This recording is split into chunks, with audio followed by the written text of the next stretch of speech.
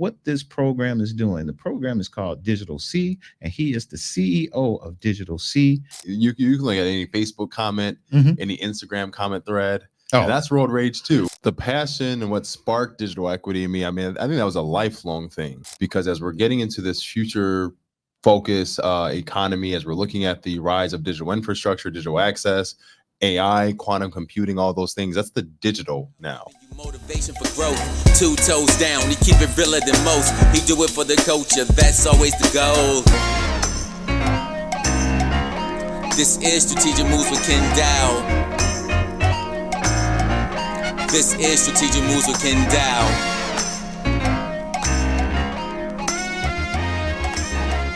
Hey, good evening. Welcome to another engaging episode of Strategic Moves, where we talk about movers and shakers. And today we have not just a mover and a shaker, but we have a disruptor in our audience with us today. He's shaping the future for what's going on in Cleveland as it relates to digital and Wi-Fi and digital divide that we're facing here in the city of Cleveland, especially in some of the impoverished areas. And he's going to talk a little bit more about what this program is doing. The program is called DigitalC, and he is the CEO of DigitalC. And I want everybody in the program, let's welcome Mr. Josh Edmonds to our program. Thank you for having me in the program. Thank you, sir.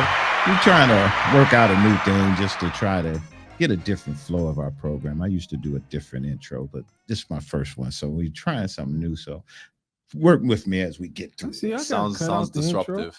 What's that? I got cut out the intro. I didn't cut you out. You didn't give me a chance to say much. I was just getting ready to go there, sir. So without, let me, everybody wanted to hear it, and you see it. Our best podcast producer in history. I'm gonna take his title from him because he just thought we wasn't gonna cut him out of his his intro. But we can't do this program without our producer of this program. His name is DJ True. DJ, what's happening today, sir? I'm good. Man, how you feeling today? Is your mental okay in there, man? I'm good, man. I am good. Have you ever experienced road rage? All the time. All the time. And what do you do when you experience road rage? Like most people, holler, scream, stop. You know, I used to be a person who was very aggressive, but now I kind of like just mad, because it's crazy folks out there. And if you think you're raging, it's somebody raging a lot more worse than you are. And that's so right. And that's what I learned, because some people told me, you know, kind of close where, because I went to Kent, so I'm familiar with Stowe, that some road rage incident happened at a Taco Bell out there where a lady got killed. Yeah, So that happened. I saw that. That was crazy. And then the guy killed himself. Yeah, because that was similar. Yeah. I don't know. Do you remember? And this might have happened probably maybe like 3-4 years ago. I think it might even happen before COVID, but do you remember the guy that he went on the rampage and then he shot an old man? I think it was actually on Easter. Easter. That was here. Yeah, that was here. And then they caught him somewhere kind of in Ohio. I don't know if it was Dayton or wherever it was. And then he wind up killing himself. Mm-hmm. You know what's so crazy about that? What's that? That guy used to work for me. He used to work for you? Yeah. What did he do for you? Right. Well, I used to, promote at a lot of different events. Right. So he used to be the guy you take the picture man. And really? He was always like a cool guy. Never had any issues with him. And when I heard about that, I was just like, I'm like, wow, you never know what a person is going through or that's what I'm telling you. What kind of stuff they on until the door blows open. Mm-hmm. So that's why I say, when you think you raging, there's always somebody else raging somebody more. Always raging a lot harder than you. So that's why when you in the road rage and you believe I'm about to go there, you just got to ask yourself, am I ready to go there? Because and we're gonna get started with my guest, but the Taco Bell thing, what made me think about the dude was I believe he was a classic case of road rage. He got pissed off. He got out his car with his weapon. Before he know it, he shot this woman and she was dead. And I think at that time he knew that his life was over. Yeah. That's all. And I think he said, I'm going to go on and take my own life because I can't deal with everything that's just about to go down with me for killing this lady in this drive-thru.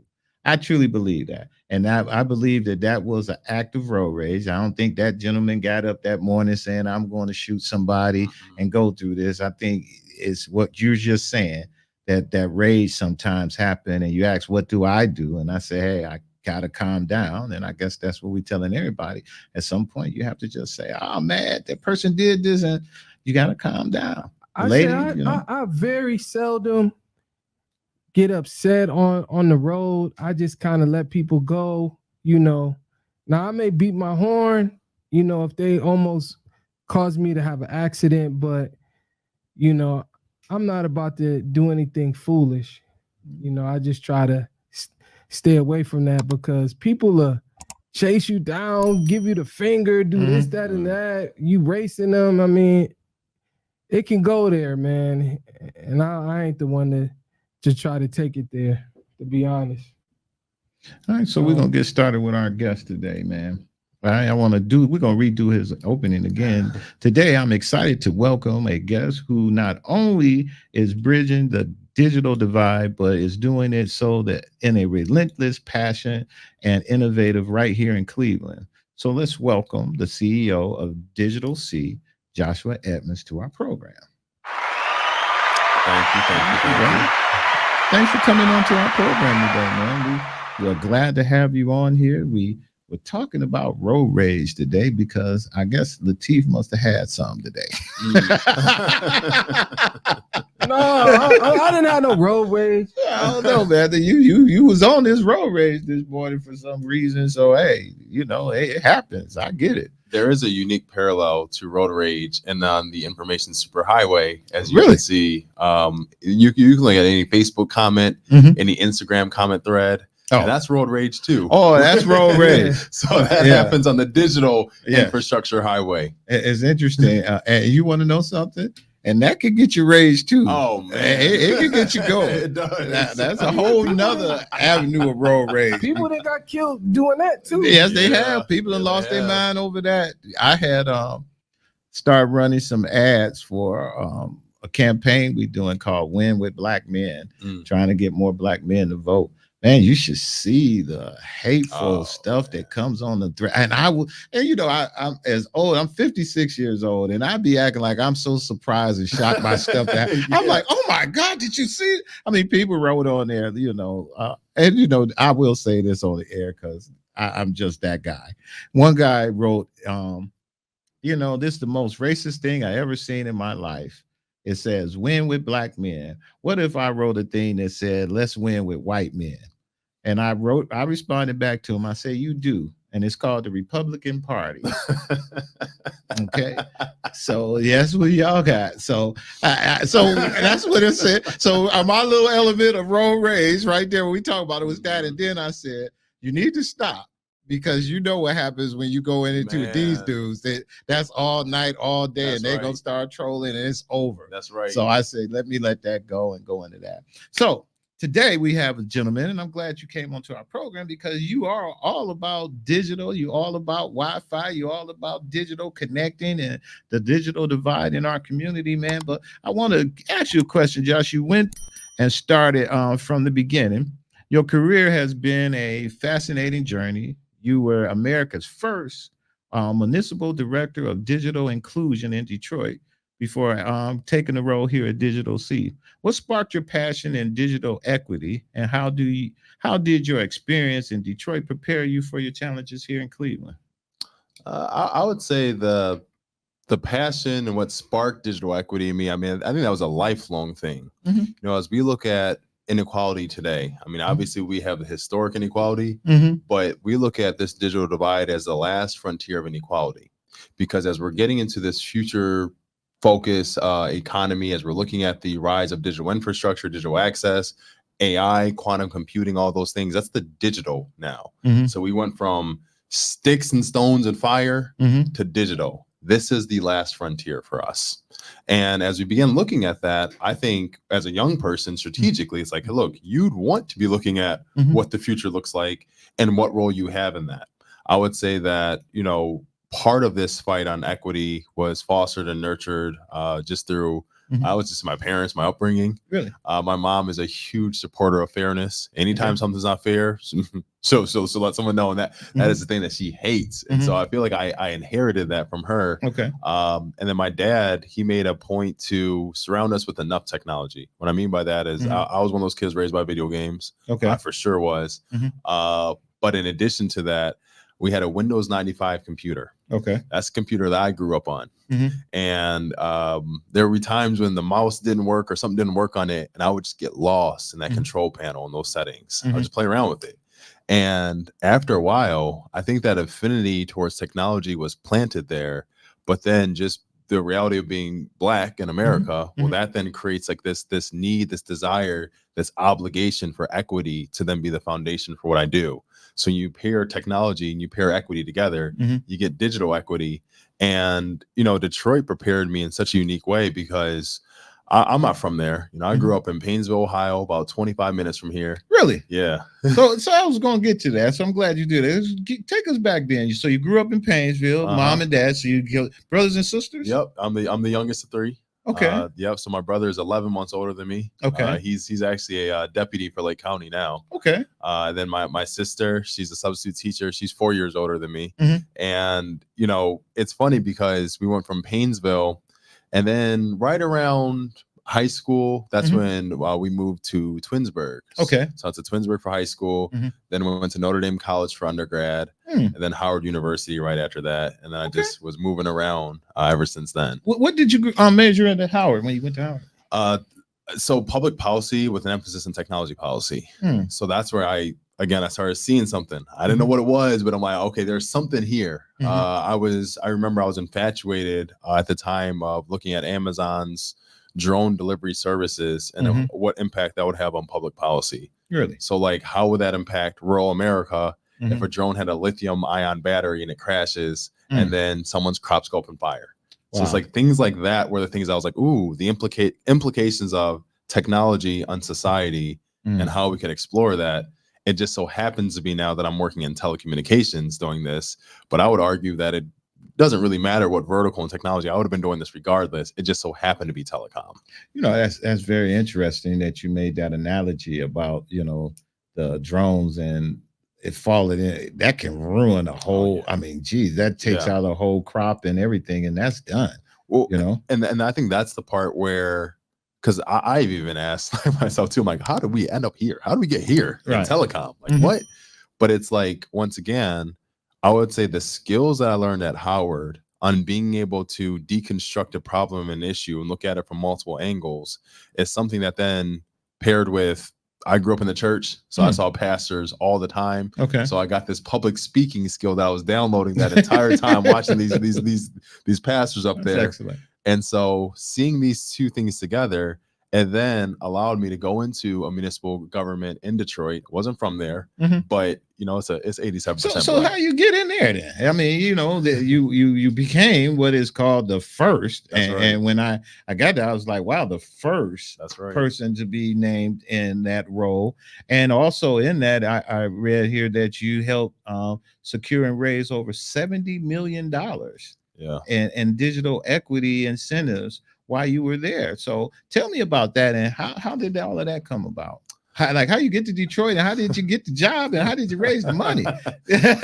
so interestingly enough, right now, post-pandemic digital equity, we're in the age of awareness and enlightenment where people were well aware of the digital divide. They're well aware of the implications on the digital divide post-pandemic, because the pandemic obviously exacerbated the conditions that would cause a digital divide. Okay. However, prior to the pandemic, pre-pandemic digital equity was not really it was a thing, but it was growing. It didn't really have the agency or the weight of a pandemic to co-sign it. So at that time, there weren't really too many people. I had already my first digital equity job was actually working at the Chicago Metropolitan Housing Authority here. Yeah, CMHA. Yep. So Yeah, okay. CMHA was my first one. Mm-hmm. So I got selected through a fellowship, and I worked on President Obama's Connect Home initiative. Okay. And so that was an entire initiative focused on connecting residents and public housing or residents receiving vouchers with affordable internet, training, and tech support and devices. So when I was doing that, I had created a Cleveland Housing Hackathon. And that notion was, how do we hack housing inequity in Cleveland?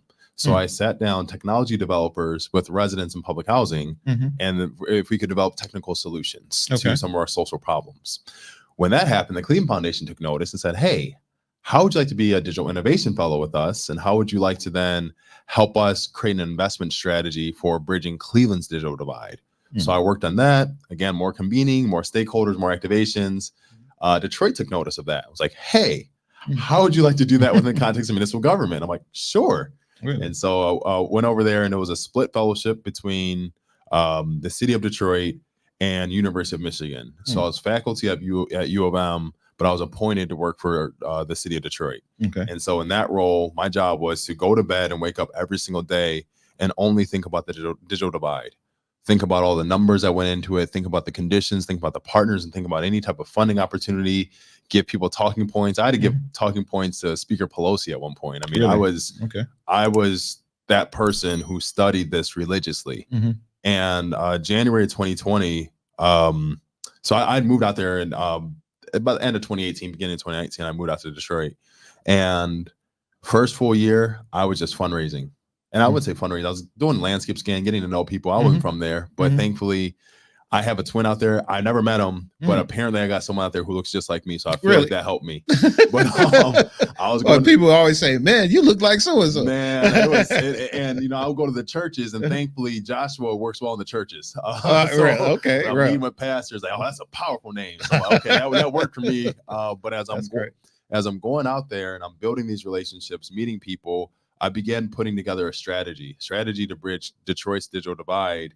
And it all started with a vision. And this is where I would say that most people, their visions are a little bit too small to get that level of investment. The vision that I had painted was, I said I was going to make Detroit the national model for digital equity, and that I was going to do something so bold, because in the backstory here, what I don't oftentimes say publicly is I was angry to leave Cleveland. I didn't want to leave Cleveland. I felt like Cleveland wasn't willing to give me an opportunity to showcase who I was.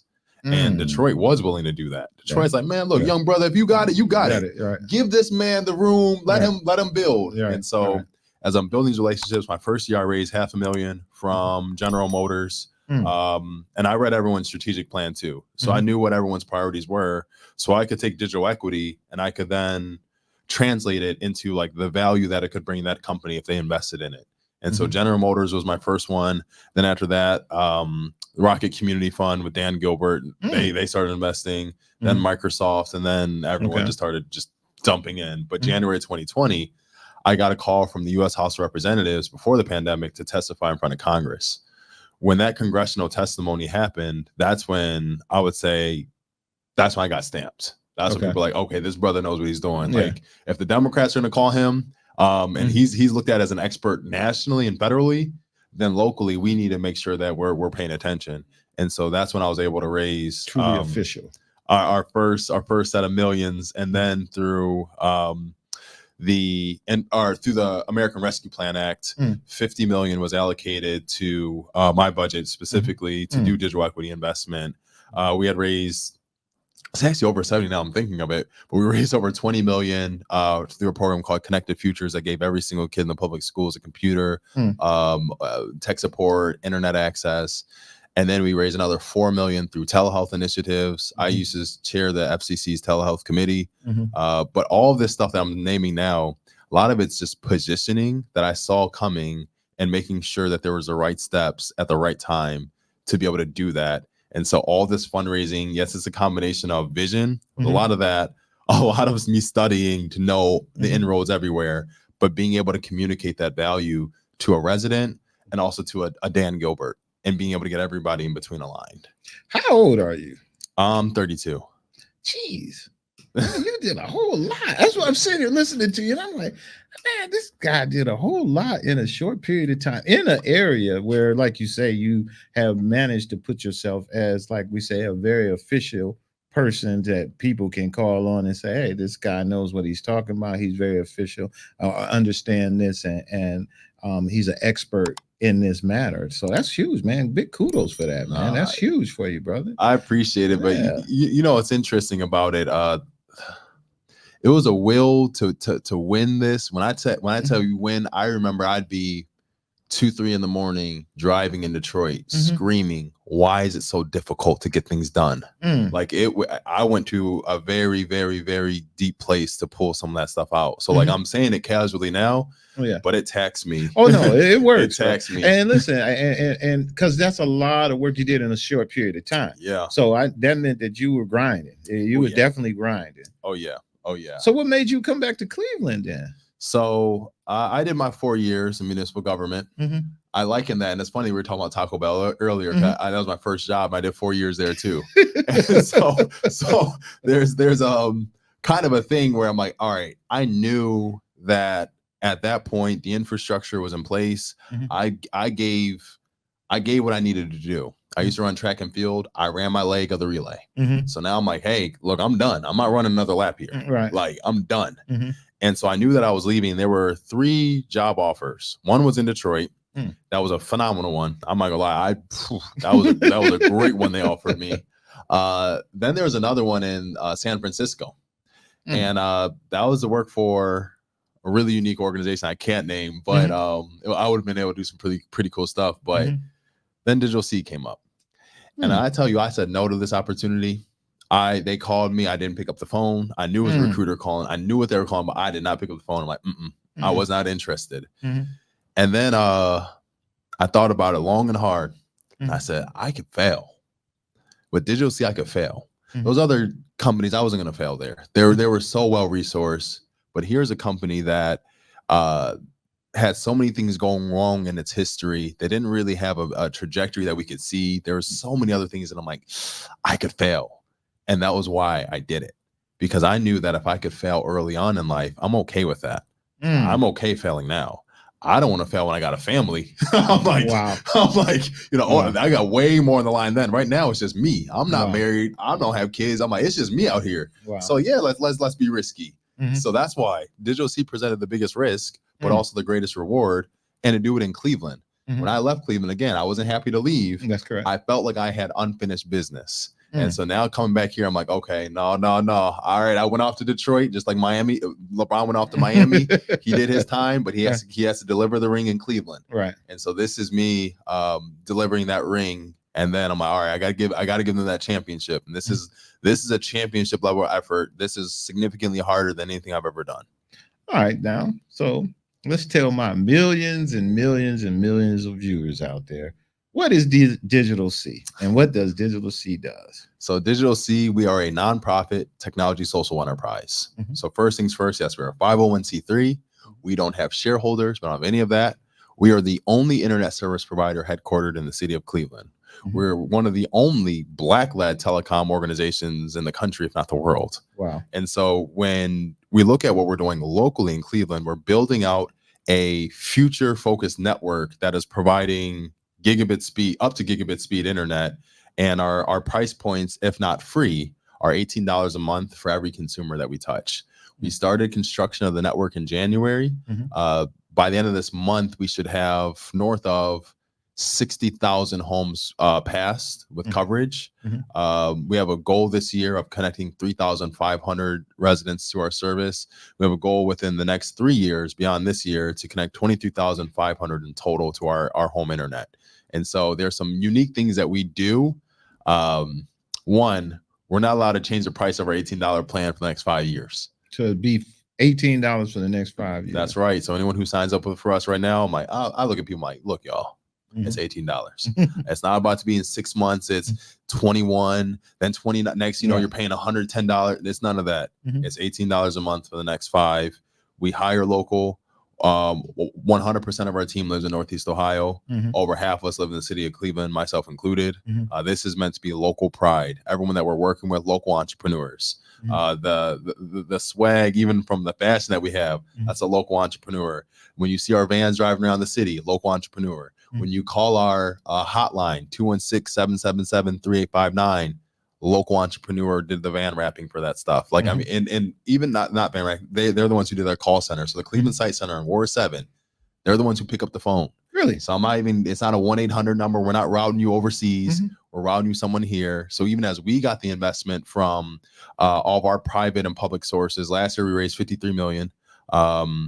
Even with that level of investment, we're keeping it local because I want to prove something. I want to prove that Cleveland, we don't have to acquiesce to external forces. We can do for ourselves what we know we can do for ourselves. We can own our information. We can build networks that we're proud of. We can build partnerships that are lasting, and we can make history.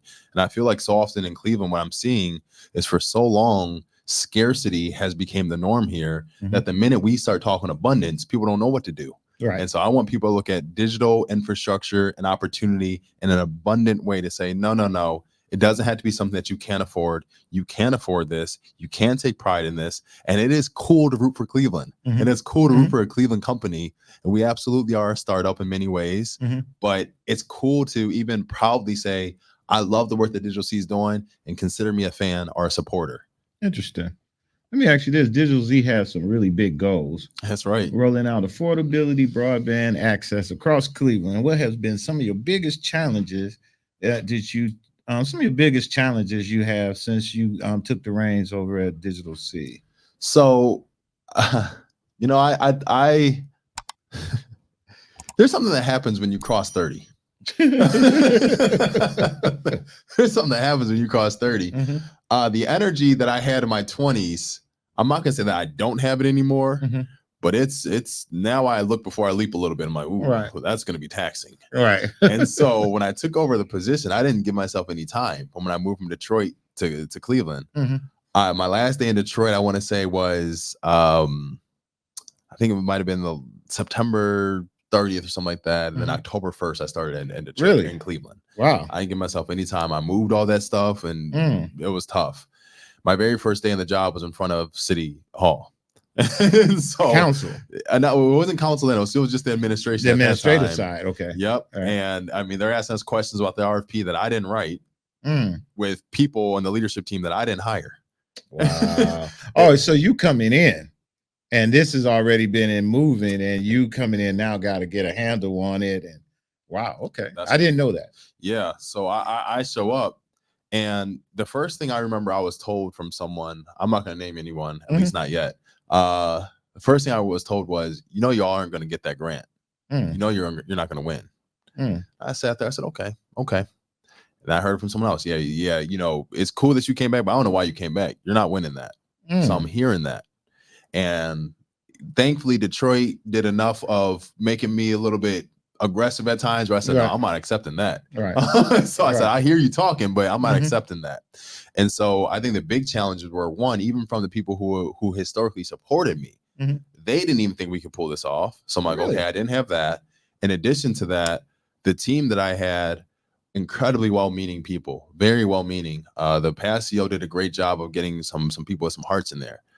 But I think a few things. One, they didn't reflect the community. In addition to that, they weren't the team needed to get it done. And so I did have to fire a lot of people, and that was not easy. Yeah, you know, I watch city council and TV. I watch it like a soap opera. So when that ain't on, I'm sitting here watching what everybody do. So I watched your whole soap opera. Oh my god! Everything you guys went through. So I got it. That was rough. Totally got it. It was rough.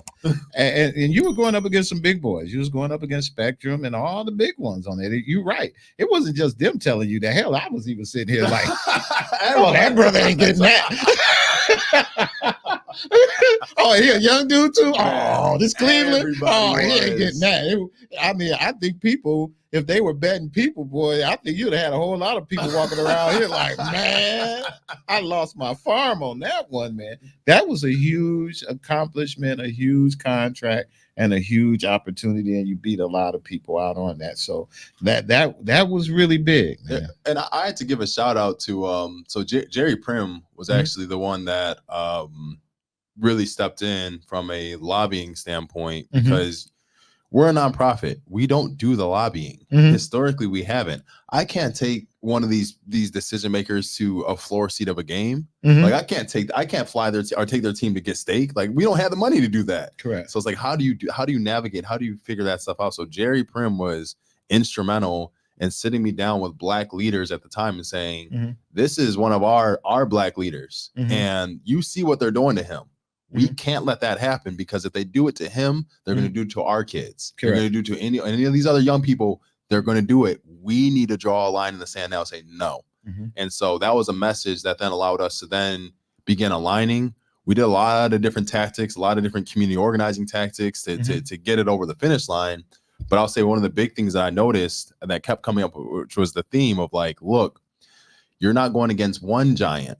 You're in the land of giants now, and you can't be afraid to kill these giants. And so, yeah, they were lobbying against us. They were doing a whole lot of stuff. Some of the stuff that was a little bit nasty, but I'm like, whatever, I'm gonna let it go, because y'all didn't want to see us get that money. We did. But at the end of the day, I would say it definitely forced me to pray a lot more than I ever have. And it forced me to, I would even say, mature and being able to handle public pressure. I've never been publicly punched in my life. That was my first time I got punched. And if you watch either the first or second hearing, by the end of it, I'm slumped over, because they were hitting me the entire time for 3 hours. They're just punching me. In the beginning, I'm like this, but after a while, I'm deflated. And that was a very deflating and humbling experience, but it also taught me, where my strength comes from. You did good. I mean, I watched the whole thing, man. You did good. You made it through it, and you got the contract at the end of the day. So obviously you did well. And I never thought in a million years you was gonna get that thing. I was like, because and to be honest, I've been here a while. I've been doing work here a long time, so I knew other people who got hired by the other the big boys, and they were calling me up like, "Oh, that ain't gonna happen." I'm sitting there like, "Really?" I said, "Man, I'm watching this every day, and I was like, Youngblood is getting it in, man. I'm trying to tell y'all, it's gonna happen." They did not believe it, and then I watched it happen. I said, "He pulled that off." And they were mad. Oh, they were mad. They were mad. But if we go back to the beginning of this, when you said, why DigitalC, and I began talking about because I could fail. Right. That was the first time in my career that I actually saw failure right in front of me. Wow. That it was like the difference between me giving an answer A or answer B. Right. Like you're running at 50.9%. Yeah. And in that room, the right answer ain't always the best answer. Man, that's right. You know what I mean? You giving them and depending on how they feeling or what's going on, you can say something and it's just bad. I mean, counsel, that's the worst inclination than going through that. Probably a hell of a lot worse than going through Congress. they sitting back there, you answer your question. Yeah. These guys, man, they in your face and they like, "Oh, ain't no internet in my ward." You'd be like, "Well, what you mean? I just did internet in your ward." "What you mean?" "No, you ain't got no internet in my ward." You'd be like, "I can show you all the papers where we got internet in your ward." And they'd be like, "There's no internet in my ward." And you'd be like, "Okay, all right, I ain't gonna win this argument." So that's what I'm saying. So sometimes the right answer ain't always the best answer in that. That's right. So when you talk about bridging the digital divide, and it's not just about putting internet in homes, it's about education, economic opportunities, empowerment. How does DigitalC address the deeper systemic issues that are going on hand in hand in our community as it relates to broadband access? It's interesting as we look at this digital divide. Sometimes people look at it as a binary thing, as if you're connected or you're not. And it's so much more of a sophisticated issue than that. It's actually a paradigm. And within paradigms, you have to have paradigm shifts, even in our understanding or execution, the way we do things. And so DigitalC represents that paradigm shift from the old models. Even when I explained our pricing, $18 a month, 5 years. School district, it's free. If you have a kid in CMSD, it's free for you. Really? Yes. And that's something that we knew, again, that if we're going to empower the future, then we need to remove the barrier. It can't be, all right, it's $49.99 when you sign up, and now I'm paying whatever. That will disenfranchise people in perpetuity. As you see the disinvestment from banks, from brick and mortars, and you see the rise in Cleveland's underbanked population, how is someone supposed to digitally compete with this varying price point? That will disenfranchise people. That's correct. And so it's the fact that our pricing structure alone, forget what we even charge, the set rate, that's already disruptive for telecom, especially for 5 years. That's unheard of. In addition to that, the speeds that we're able to get, again, people did not expect that. The fact that we're doing this within the city of Cleveland first and then going to the suburbs second, because yes, we have a desire of expanding this model. We absolutely do. But typically what you would see is that they would start suburb first, then go within the city. That's correct. If they decide to go to the city, and somehow conveniently neighborhoods on the east side keep getting skipped. But in this case, we said, no. We're building this infrastructure in Cleveland first. Suburbanites, you can get it last. So when you say that, are you building east side first? So right now, we are heavily building primarily all of our stuff right now. The 60,000 homes I was talking about, primarily all of those on the east side. We have some apartment buildings on the west side, CMHA still, but the east side is one who has the majority of the coverage. We actually have the greatest coverage in Ward 7 right now, where we're headquartered, but we have about, I want to say about 80% of that ward is covered now. But yeah, we're primarily on the east side. We haven't been able to go as far as the deep parts of Ward 1 yet. I mean, that's out there. But yeah, we're primarily on the east side. And as the permits go live, then we just turn on another radio tower. What we promised to have completed by June of 2025 is that this entire city is going to be covered. June of 2025. That's correct. Next year, this time, the whole city. Listen, y'all heard he said that, right? We're going to bring him I'm looking right into the camera. He was looking right in that camera. He's saying that he's coming back here this time next year. And we're going to see how much of this city is covered. That's right. So let me ask you on that. Let's get a little techie a little bit. So you're saying you building infrastructure and all of that, and people act like we know what the hell you talking about. Right. You know they ain't got no damn clue. That's true. They ain't got no clue about what fiber optic is, any of that stuff that you talking about. Yeah. So let's do a little education. When you say you have to actually build this out, what does that mean to you in a neighborhood? That means you running wire to everybody's house. That means you got to put towers up. You tell everybody, what does that really mean when you say that you guys are bringing digital technology to a community? What does that mean? So in the past, it would have been actually much more complex. Now it's a little bit easier what we're doing. So thankfully, with the advancements in technology, let's say we were to make a phone call in this room right now. Okay. We'd be making a phone call off of a radio tower that's already up. Correct. I believe that Carnegie Tower is probably the one that we'd be connecting to. So Carnegie Tower is a really great example of this big radio tower that's already up. What we do is called a co-locate. We will take our radio and we'll put it on that same pole. Okay. And so sometimes it's at the top of the pole or maybe at the bottom of the pole, but it doesn't matter. It's high up enough where then that signal then beams in a radio fashion. And then what we do is we take a customer premise equipment, which is like a little box. We will install it on the siding of your house, not the roof, but the siding. And then that siding then communicates with that radio. And then that radio then communicates back to our headquarters. And that's how we beam the internet through. That's wireless. Yep. Really? So we do fixed wireless. The advancements in fixed wireless are ones where we now are so sophisticated that in the past, you'd get great signals in the wintertime. And then as soon as the spring rolled around, you get a terrible signal. Why? Because the trees and the leaves will come back. Wow. But now all of a sudden, our technology actually has the ability to bounce off of buildings and bounce off of trees and reaching the signal point. You know, that's interesting. I remember you saying that in the council meeting because they were complaining about, again, the signals. That's right. And they was like, we didn't get no signal. And I remember you, because when you mentioned the trees, I was like, I remember you saying that. That's right. Well, wow, that's interesting. So we've actually even evolved it even more. And I always have council to thank for this because they kept asking us this question: does your technology penetrate the tree canopy? Yeah, right. And interestingly enough, we actually branded our internet as Canopy for that very reason, because we wanted to show them, it's like, oh, not only does it, we're going to brand it as such to let you know, we know where this came from. And we use that same brick that you threw at us to make the foundation for this brand. So we say, Canopy, we got you covered.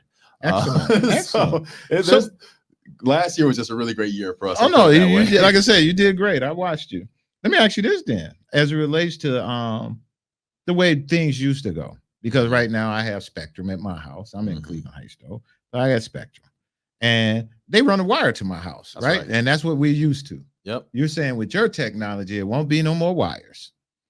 We will run a wire from our customer premise equipment that we install in the house. Yeah, we'll run one inside that connects to our modem or our router. All right, so you do run that in, but there's no wire from the pole, that kind of stuff that they do. Nope. That's what I'm talking about. Oh, which is why, we can look at the earning reports for why cable companies are losing big.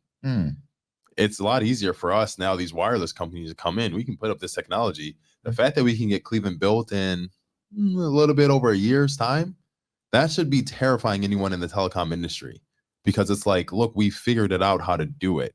So what's stopping us from doing this in Detroit? What's stopping us from doing this in Milwaukee, Chicago, anywhere? And we can do it for a fraction of the cost, especially if we're charging $18 a month and they're charging $70. Right. At some point, someone's going to wise up and say, even if I made a large upfront investment of $50 million in DigitalC, that sounds like a whole lot. But then I would argue, okay, well, if you have 400 or 500,000 or so people paying $70 a month, how much is that a year and how much is that in 10 years? That's correct. So it's actually cheaper to go with our option. It makes more sense to go with our option. And so at some point, either their job is to kill us as fast as they possibly can, or they're going to then have to adjust to the way that we're playing. Right. Because it's all dollar. I mean, it comes down to marketing. That's correct. And who's going to keep up with who. Let me ask you this then. Well, before I ask you, I'm going to ask you the other question. What is fiber optics then? So fiber glass, think of glass or plastic, where we're able to transmit information at insanely high speed. So when everyone says fiber's king, fiber is king. And the beautiful thing about our network is our network runs on fiber. So what ends up happening, we do what's called aerial fiber. All of our radio towers that we have, we already have fiber running to those towers. Okay. So then we are taking it from the ground level and then beaming that connection. That's where the fiber kicks in. That's correct. So the fiber kicks in the signal you're getting that you get to push out, and you want fiber because you want the strongest signal you can push out. That's exactly right. And fiber is what does that. You got it. And so when I looked at the city of Cleveland, there's another company that's involved that's actually bringing the fiber in to the city that will be working with you guys. Is that correct? Or they're bringing in fiber. TBD. We don't know. Okay. So like I know this company Sci-Fi. I actually spoke to. I want to say I spoke to their CEO or one of their. Is that the English guy? Yeah. So I spoke. Or he's Irish.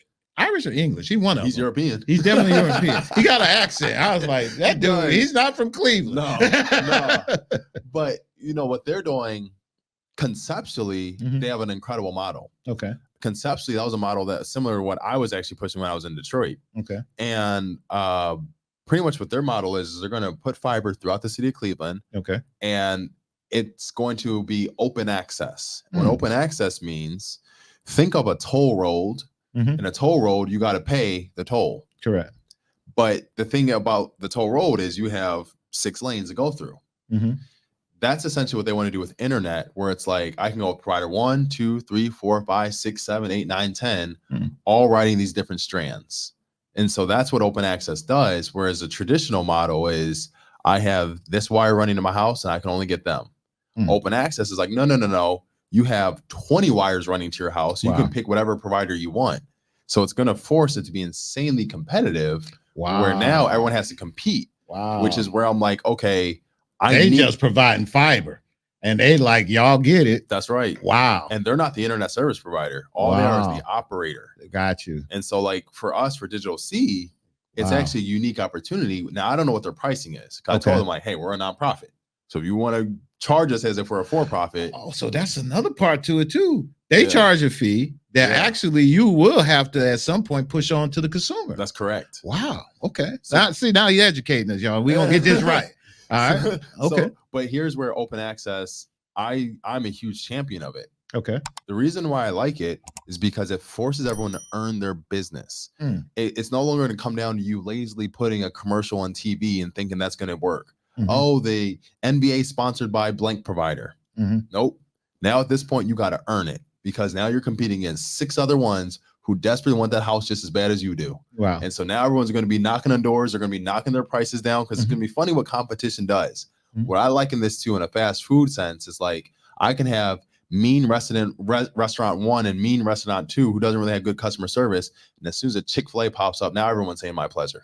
Right. Like now everybody cares. Now suddenly everybody's local. And now you can call a number and now everybody picks up. Right. Like, exactly. funny what competition does. Exactly. That's exactly what competition does. Let me ask you this. Go ahead. So, like, you know how cable companies and internet companies, they have like an area, and even if another company has a cheaper, Wi-Fi package, is like you always get unavailable or they're not in your area. So are they going to break down the barriers of people having monopolies over a certain area? Yeah. So this is the monopoly killer. This will kill monopolies. That's why cable companies are deathly afraid of open access, which is why you never see cable companies on open access networks. They don't like playing in this. And I know this by experience because I try to push open access in Detroit. And I did get out lobbied. I lost that one. And that was one of my big losses in my career. They were able to out lobby us. They were able to get to people I couldn't convince, and they killed the idea. Right now, I would say DigitalC, we had to do what we had to do. We had to build this network. We had to make sure that our network does exactly what we promised it to do. I don't know when this network is going to get built on the other side from Sci-Fi. I don't know when they're going to do the fiber. I don't know when it's happening. Conceptually, I agree with it. I don't know if they're actually going to be able to pull off what they say they will. But admittedly, they said the same thing about us too. So I'm not in a position to judge them at all in the slightest. But I will say conceptually, that is a game-changing model. And if that gets underway in Cleveland, you're going to see a massive shift in telecom, a massive shift in business, and a massive shift in entrepreneurship in Cleveland. Let me ask you this, Josh. What do you see the future of Cleveland look like once everybody is connected? Are you talking about a smarter city, or a more competitive city? Or how do you see the city evolving once we all connected and everybody is doing their thing? What do you see the next steps in that kind of thing goes? I see Cleveland at that point will be a much more humanitarian city. And what I mean by that, smarter maybe. Maybe. That's a good thing. But I think that really what's going to come down to the insights that we're uncovering right now on the ground, when we're knocking doors, we're connecting some of these residents who've never had internet. We're seeing the status of Cleveland's mental health. We're seeing things that are going on that people don't talk about when you go in some of these homes. And when you see that, you can't look away. And so I think what it's forcing us to do is have a very tough conversation about the periphery of Cleveland that's oftentimes not discussed, that is now getting front and center now, attention, at least from us. And we're not about to just hold this stuff to ourselves. Like, no, we have an issue in Cleveland. We have a mental health crisis in Cleveland. Even all the connection that we do, we have a mental health crisis in Cleveland. There's violence in the city. We know that. We see the conditions.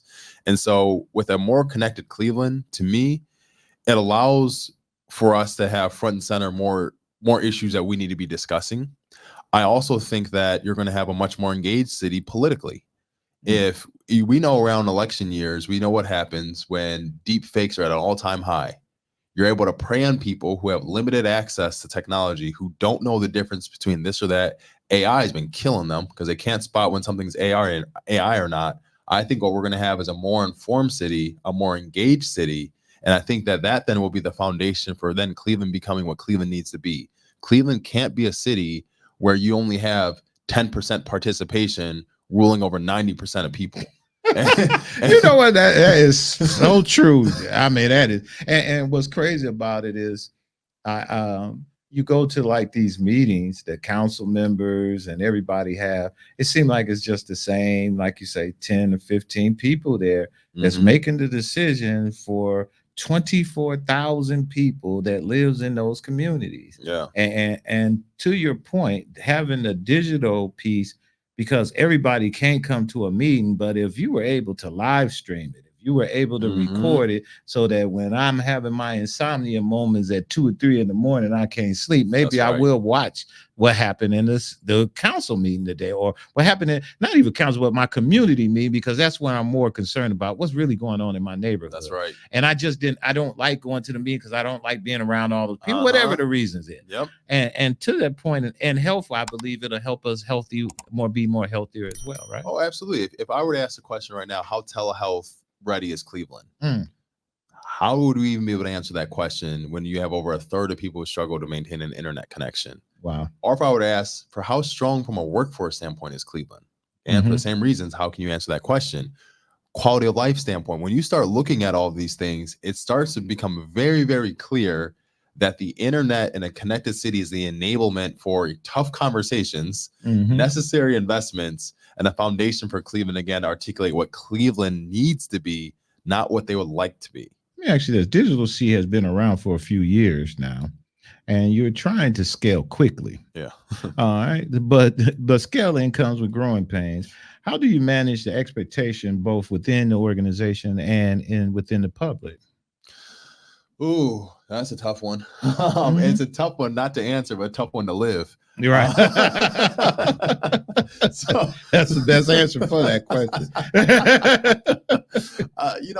I think one, managing the expectations internally, it's tough. I mean, we put a lot on our team. I have an incredible team, a phenomenal team. I can't stress it enough. My team is great, but it's the fact that oftentimes they have to go home with a lot of this work too. They got families. I got someone on vacation right now who's still like, hey, if you need me, you need me. Truthfully, I kind of do, but I'm not even gonna. You letting them have their vacation. I need you, but when you come back, you know you're about to get hit. Right. I need you, but it's like, we just have a great team around us, and we love each other. It's fun, but externally, I think that we have to be very proactive about our reviews. I mean, we're embryonic in our growth still, and in that stage, the smallest incision can do massive damage to you. So when someone says something like, well, you guys promised to be out here at 2:00, you guys came out at 4, 1 star. That 1 star is very damning to us right now. We don't have the ability to have negative reviews. So now what it forces us to do is be incredibly present with consumers. Like, no. Hey, we noticed that was a bad star. Hey, anything we do to help? And that responsiveness is where Clevelanders have thankfully said, no, man, I appreciate you for being responsive. It took you a little bit longer to do this, but you're responsive, and I appreciate that. And I understand that you guys are growing, so I'm willing to give you a shot. And that's where I had to give credit to the Cleveland residents, because Cleveland has been a city on the residential side that's actually embraced us. That's actually been saying like, man, I appreciate y'all. Clearly our field team, they're from Cleveland. We hired locally. And so people are walking blocks that they grew up in. They're connecting neighbors or connecting their family members to this service. That's correct. And I feel like that's the part where the expectations are much more, it's almost familial now, where if I mess up, deep down, I didn't mean anything by it. And you're willing to, like, I'm not gonna say keep letting me mess up, but you're willing to hear me out and say, that's fair. All right, just don't let it happen again. I'm like, okay, my bad. I won't do that again. And so Cleveland as a community from the residential standpoint, they've been very forgiving and patient and lenient with us. Obviously, there's exceptions to that, but by and large, I would say that the community is rooting for us, and they've been incredibly supportive of us. Are you having any issues, or are there any holdups or hesitancies with Cleveland residents getting into the program? And if so, what are those you think that you want maybe address today that might be what they call them, stuff that's not true, or neighborhood, what's the word I'm looking for, Lateef? They call them like neighborhood gossip and stuff like that they'll say, oh, they're not good, or rumors of that. So let's some of those myths. That's what I'm saying. To the fiction. Yeah. So the first thing that we've seen, and let's look at this from a bell curve standpoint. Right now, we are primarily serving the early adopters, because the skepticism is at an all-time high against us, and the American consumer is so burdened by everything else that $18 they want to set aside. Some people don't even have that. That's correct. So if I'm going to go with you, it better work. And so that's our backdrop right now. And I think a lot of people will look at us and think, man, that's too good to be true. That's correct. No way it's $18. Yes, it is. In addition to that, another thing is, well, I don't qualify. Everybody in the city of Cleveland qualifies. That's a real one. So you don't need to be in a program. You don't need to have this. Everyone qualifies. If you have a kid in public schools, it's free for you. Whoa. Like those are things where it's like, wait, so well, what if I already have Spectrum? Then you can have us both. Fine. When that power outage happened and they still had some outages on their side, our network was up. So that's why the people who I mean, if the power was out in your home, then you couldn't use us anyway. But you still had Wi-Fi if you needed it. But it's one of those things where when the power came back on, our network was still up. Wow. So people were still able to connect to us. And so that's the thing where I've seen a lot of consumers what they'll do here locally. And it's a PSA. It's like, yes, you can have both. So if you are just so skeptical and you got a kid in Cleveland Public Schools, it's free for you. So why in the world wouldn't you do it anyway? Wow. Like sign up. Wow. What's the speeds on that? So our minimum speed we offer is 100 symmetrical, 100 download, 100 upload. For CMSD specifically, because they have a greater presence of kids in their homes at times, it's 200 download, 100 upload, still free. We've been able to actually test a gigabit. So we can get, 900 down, 800 down. We've been able to do that. We don't offer that today to people. We could. I think what we're trying to do is just see how does a 100 compare, or how does it compete here? A big point that I want to highlight on the educational side, oftentimes people will say, well, with this provider, I can get 300 and I can only get 100 from you. I'm like, okay, and what's your upload speed? Well, I don't know. I'm like, that's convenient. And I'll tell you why most people don't know their upload speeds. Because they're slow. The reason why they're slow is because if I'm a cable company, I'm a content company. So I want you to download and watch shows all day. But I don't want you competing with me uploading things. So for my millions and millions of people out there, what is an upload? And we know, you give them both. Tell us what's an upload when we're uploading, and tell us when we're downloading.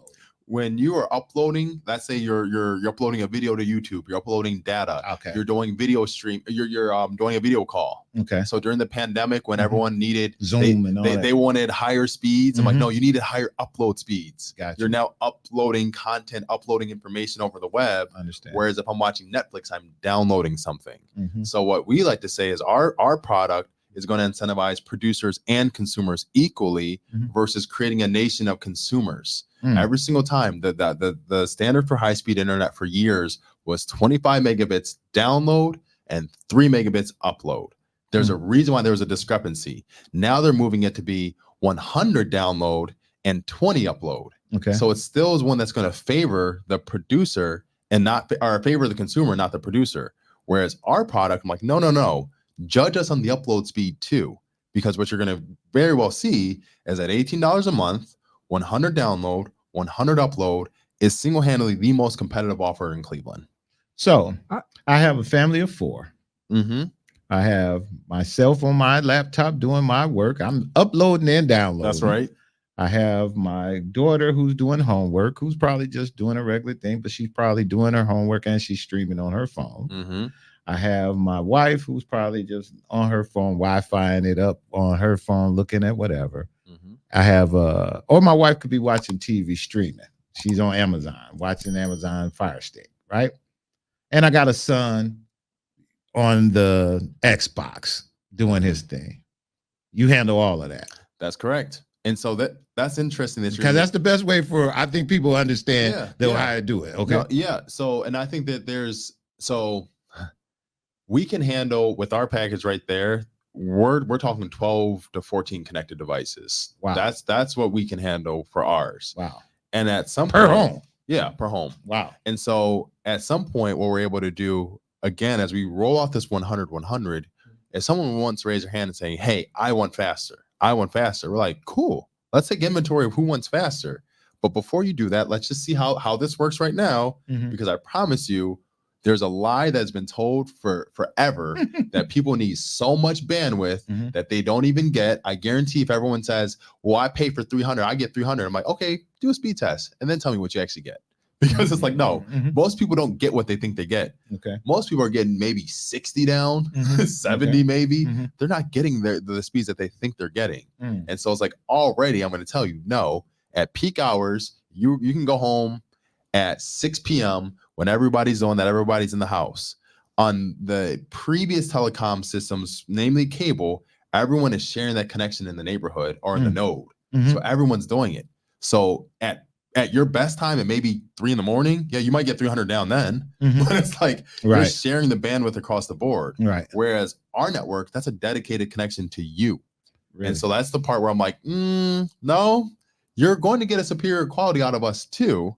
I think the thing, once again, it's optics. It's almost like if I were to go to a car wash and I select the deluxe car wash every time when I don't really need the deluxe. That's correct. I select it because I'm like, well, I'm feeling good today. I got a haircut, fine, 20. But for real, you could do it for 10. But it's like, I think that the American consumer has been so conditioned with this approach that we always take more than we need, when it's like, y'all don't really need that. I'm telling you don't need that. You are wasting your money. And every single time they pretend to give you this upgrade, you are wasting your money. You're not even using that bandwidth. But I was like, I need a gig for what? Right. What are you doing at home where you need a gig? And if you're going to tell me all you're doing is playing some video games, checking some emails, and watching Netflix, I promise you don't need a gig. I promise you. But you know, they do such a great job of upselling. I know they do. They do a great job of that, because you don't call there about originally about your bandwidth. No. You call there about something else, and they say it's the bandwidth is your problem. That's right. And just because you call today, we got a special that we're going to give you more bandwidth. So they act like they're giving you more speed, to your point of saying we're giving you more than what you really need in the first place, when that really wasn't your issue that you called anyway. So they do a great, listen, because I done went through them all, Uverse, every last one of them, man. And I done been upselled quite a bit on that. And just listening to you talk about it, I'm like, I'm probably upselled right now. Every time they call now, I just like, not interested. No. Are you sure? Yes, I'm sure. I'm positive. And then how do you know if you need more bandwidth then? If you're a customer, if you're home, how do you know I really do need more speed? You know, if you're in a constant state of buffering, where it's like you're buffering all the time, okay, run a speed test. And to run a speed test, you can go on Google right now. You can just type in speed test. Google already has it built in. There's a blue button that says run speed test. You run it. If you're not getting, I would say, over 25 megabits. Okay. If you're not getting over 25, and let's say you test more than once, and test at different times of the day. If you consistently see that your internet is slow and that you're not getting, you have that empirical data to say, look, this isn't enough for me. I'm always buffering. This is always slow. And that's under 25. Under 25. Okay. At that point, that's when I would say that you should be making the call. Okay. For us, we have a different standard on us. Okay. Because we promise 100. And so we have to deliver 100 minimum. Wow. And so on our side of the house, now there's some things that might, let's say if you're trying to test in the attic, and you have the router in your basement. Okay, well then, yeah, you're not going to test at 100. However, for us, we're under a different set of rules because we publicly communicated that. Okay. But yeah, running that speed test and seeing that those slow results, yep. And if you're always buffering, always, yeah. Now, if you're up around 1 o'clock or 2 in the morning and you notice that you're buffering, that's not a speed issue. That is the maintenance window. Now, a lot of people know that. So if you've ever been up at late at night, pulling all-nighter, you just can't sleep, and you try and go online, your internet's bad, that's because they're actually doing maintenance. But most people don't know that maintenance window. All right, Josh, I'm going to let you out of here. I'm going to ask you a couple more questions. I think Lateef got one he want to ask you before you go, and we're going to get out of here. These are my quick ones. You'll like these ones. Okay. All right, Josh. At this time, we call this our quick fire. If you could have dinner with one tech legend, dead or alive, who would it be? One tech legend, dead or alive. I'm gonna go with alive. I'm gonna go with David Stewart. Now, who is he, and tell us why? David Stewart is one of the richest black men in America, and he founded Worldwide Technology company. And I actually had the pleasure of meeting Mr. Stewart about 2 months ago. He's in St. Louis, and I met him at a fashion show, and we were actually invited. DigitalC was, because we worked with the local fashion designer Chad Justin, and we did a bomber jacket that got the attention of NASCAR. Wow. And so, because we're driven to connect. And that right there. Did you get that on the car? Oh, yeah. Oh, that's sweet. Yeah, that's sweet. In those conversations, I was able to meet Mr. Stewart, and he's a wealth of knowledge. He's been able to even create his wealth through telecommunications and through strategic thinking at a higher level. And he wasn't limited by the resources he didn't have. He figured it out. And so that's just someone that when I met him, it was an honor. And, I would definitely want to get dinner with him. What's one gadget you can't live without? I'm going to have to probably go with, I'm not going to say my phone or my laptop. I'll probably have to go with my Nintendo Switch.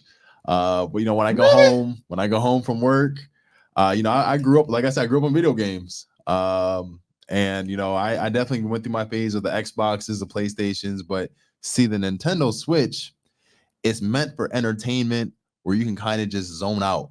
None of the games are so difficult. I don't know what to do. It's like games for kids, I swear. And so like the ability to just be able to, when I have a tough day, just being able to zone out on something that's not hard and just allow my mind to just wander.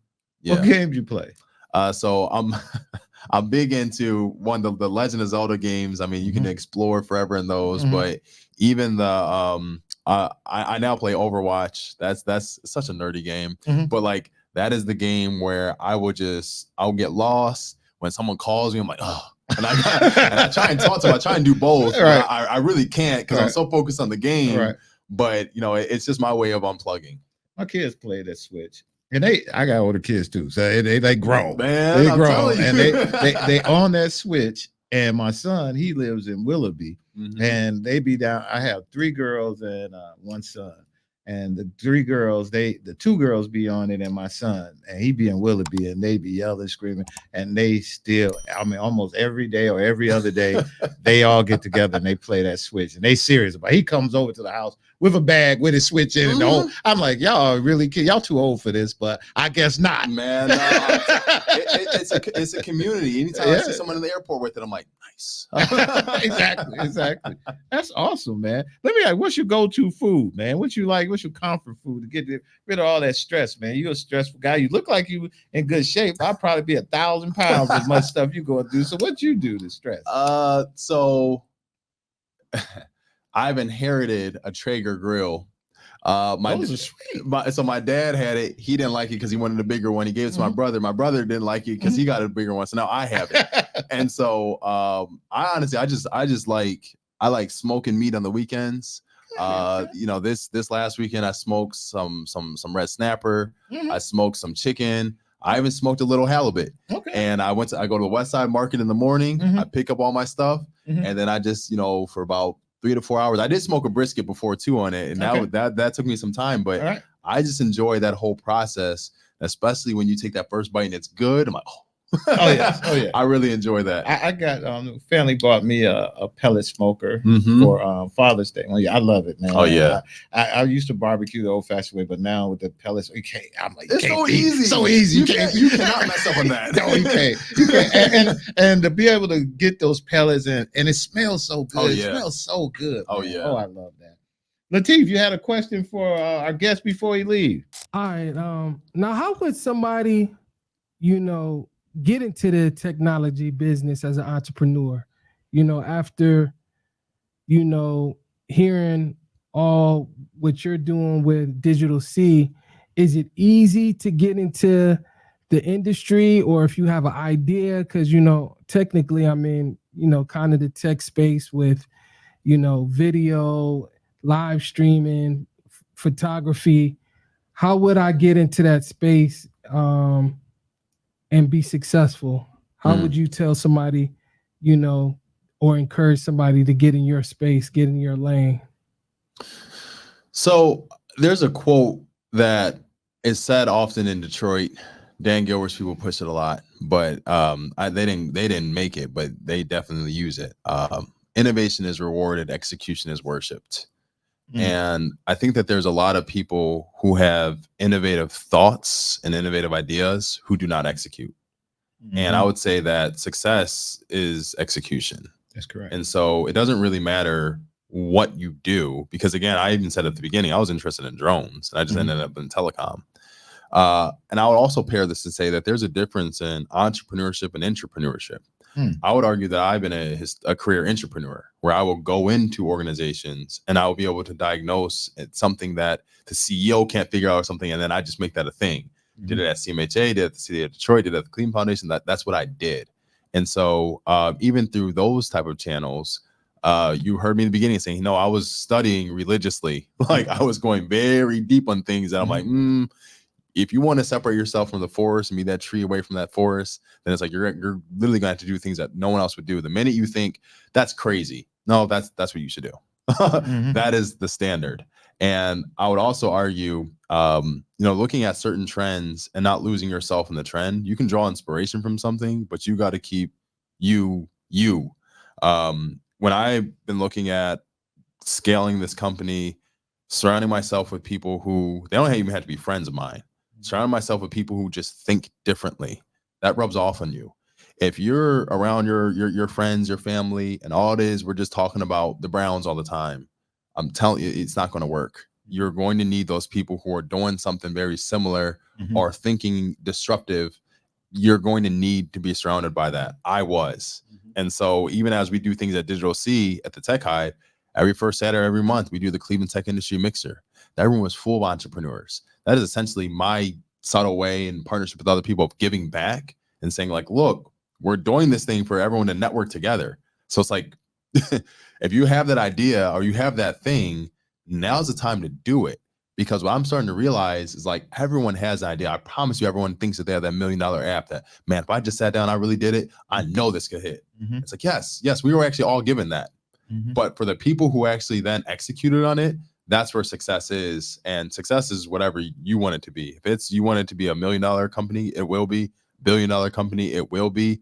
But just making sure you have that vision that's clearly there and the realistic discipline needed to accomplish that. But to me, it's all an execution. I agree with everything you said, man. And you're a young brother, and you got a lot of weight on your shoulders. You got a lot of responsibility. You're doing good, man. Like I said, I've been watching you. We've been a fan of what you're doing. I was glad to have you come on our program, man, and spread the word. We went a little long because you got a lot of information that a lot of people just need to understand. And my thing is that people, we like to act like we know stuff, but we really don't. Everybody's so scared to ask the question. That's one more the reason why I got it. I'm not scared. I'll be like, I don't know. You tell me. So I'm glad you was able to help clear that up. We're gonna let you wrap this up, like we talked about with you leaving off with this camera here. I'm gonna give you an opportunity to tell the world anything you want. Make sure you tell them about the mission of DigitalC and how they can get in touch with you guys and get on board and all of that. But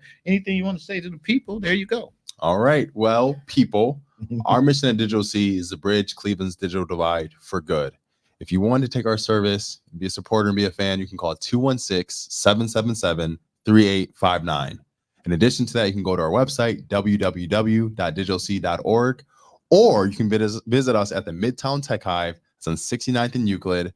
And I'm there. We have an entire team there. We're doing programming there all the time. I would say that this is a homegrown effort. So if you love Cleveland, we love Cleveland. So if you support Cleveland, we support Cleveland. If you support Black businesses, we are a Black business. And so for anyone who's really, really looking to invest their time, effort, money, energy, advocacy into an organization that's committed to seeing Cleveland have a successful future, a digital one, I would just ask that you support us any way that you can. Hey, I want to thank you guys for jumping in on our show. Please we're going to make sure that we put all the information in the description on how you can reach Mr. Edmonds at his location at DigitalC. And till next week, we'll see y'all, and thanks for tuning in. Peace. This is Strategic Moves with Kenn Dowell.